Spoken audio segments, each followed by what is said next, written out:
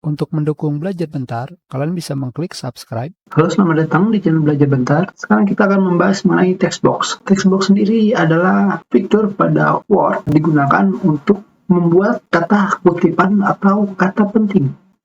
Di sini, textbox seperti biasa terdapat built-in seperti yang kalian lihat di sini. Di sini terdapat syntax box sampai yang warna-warni.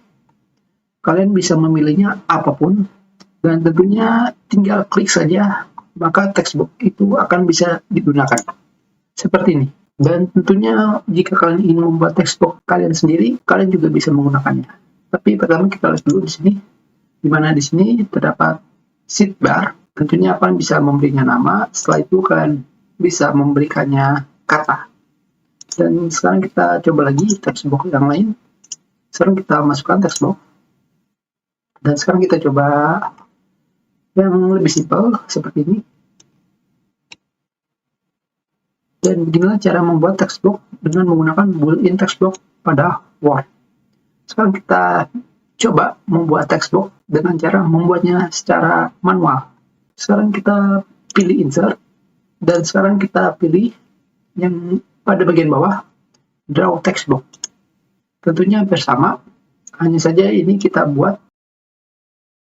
Pertama adalah kita buat kotak, tentunya tidak ada yang lain. Dan tentunya kita bisa menggunakan shapes atau bentuk.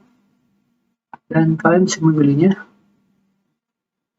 Kita bisa memilih seperti ini. Setelah itu kalian masukkan ke dalam textbox.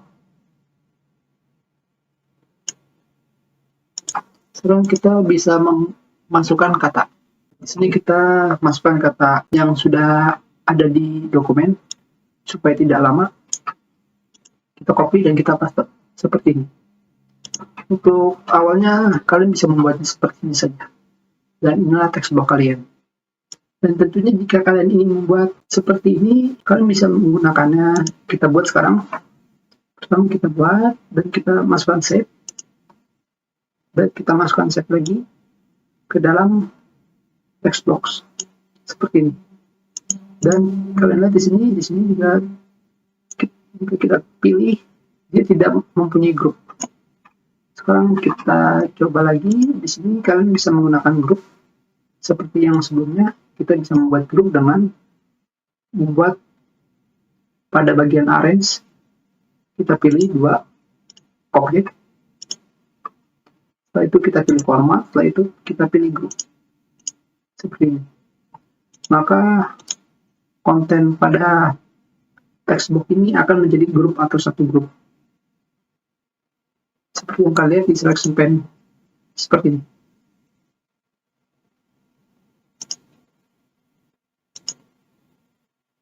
Dan tentunya kalian juga bisa merubahnya sesuka hati kalian.